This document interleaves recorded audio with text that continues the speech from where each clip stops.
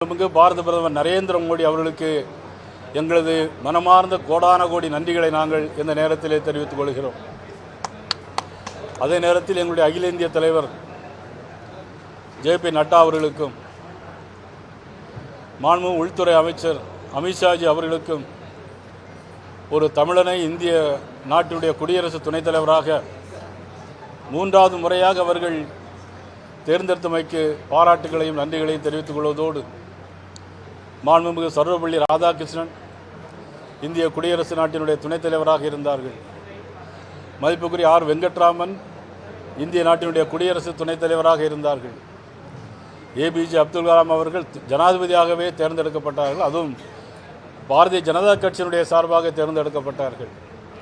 இன்று மூன்றாவது முறையாக இந்திய நாட்டினுடைய குடியரசு துணைத் தலைவராக தனது வாழ்நாளில் தூய்மையான நேர்மையான ஒரு நல்லவரை தனது 16 வயது முதல் RSSலே தன்னை இணைத்து கொண்டு ஒரு தூய வாழ்க்கையை மேற்கொண்ட மாபெரும் தலைவர் அண்ணன் CPR அவர்கள் 1998ஆம் ஆண்டு நடந்த பாராளுமன்ற தேர்தலில் கோவை குண்டுவெடிப்பில் அன்றையிலிருந்து பயங்கரவாதத்திற்கு எதிராகவும் பயங்கரவாதத்தை சந்தித்தும் அந்த பயங்கரவாதம் இருக்கக்கூடாது என்பதையும் மனதிலே ஒரு குறிக்கோளாக கொண்டவர், படித்தவர், பண்புள்ளவர்.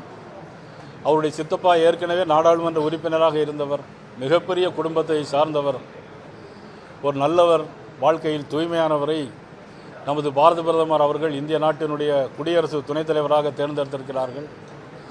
அவர் மாநிலங்களவையை சிறப்பான முறையில் நடத்துவார் என்பதில் எந்தவித சந்தேகமில்லை.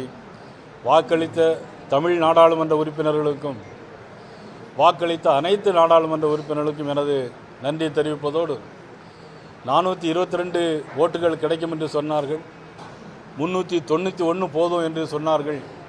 ஆனால் இன்றைக்கு அதையும் தாண்டி நடுநிலைமை 12 பேர் இருந்தாலும் 452 பேர் வாக்குகளை அளித்து மிகப்பெரிய வெற்றியை தேடித் தந்திருக்கிறார்கள்.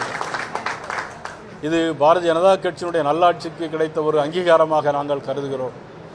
பாரத பிரதமர் நரேந்திர மோடி அவர்களுக்கு கிடைத்த ஒரு அங்கீகாரமாக நாங்கள் கருதுகிறோம். இந்த நேரத்தில் இந்திய நாட்டில் இன்றைக்கு 3வது பொருளாதார நாடாக உயர்த்தி காட்டிய மாபெரும் தலைவர் நரேந்திர மோடி அவர்களுக்கும் எங்களது மனமார்ந்த நன்றியை மீண்டும் முறை தெரிவித்து அண்ணன் CPR அவர்களுக்கு தமிழன் என்கின்ற முறையிலும் அவரோட உற்ற நண்பன் என்கின்ற முறையிலும் பாரதிய ஜனதா கட்சியினுடைய தமிழகத்தின் தலைவர் என்கின்ற முறையிலும் அனைவர் சார்பாகவும் ஒவ்வொரு பாரதிய ஜனதா கட்சி தொண்டனின் சார்பாகவும் அனைவர் சார்பாகவும் பாராட்டுகளையும் வணக்கங்களையும் வாழ்த்துக்களையும் தெரிவித்துக் கொள்கிறோம். நன்றி, வணக்கம். இந்த வெற்றி 2026இல் இதையும் தாண்டின வெற்றியை நீங்கள் எதிர்பார்த்தது 422, வாக்களித்தது 452.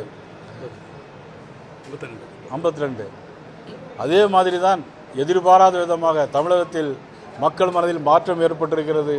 நடைபெறுகின்ற பாலியல் வன்கொடுமைகள், நடைபெறுகின்ற கள்ளச்சாராய சாவுகள், நடைபெறுகின்ற லாக்அப் டெத்துகள், நடந்து முடிந்த சொத்து வரி உயர்வு, ஏற்கனவே ஆண்டுதோறும் ஏற்றுக்கொண்டிருக்கின்ற மின்கட்டண உயர்வு, இதெல்லாம் மக்கள் மனதில் சுமையாக ஏறிக்கொண்டிருக்கிறது.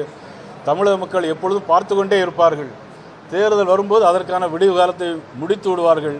2026இல் இந்த ஆட்சி முடியும். மீண்டும் எங்களுடைய தேசிய ஜனநாயக ஆட்சி தமிழகத்தில் மலரும், நல்லாட்சி மலரும். நன்றி, வணக்கம். அது ஏற்கனவே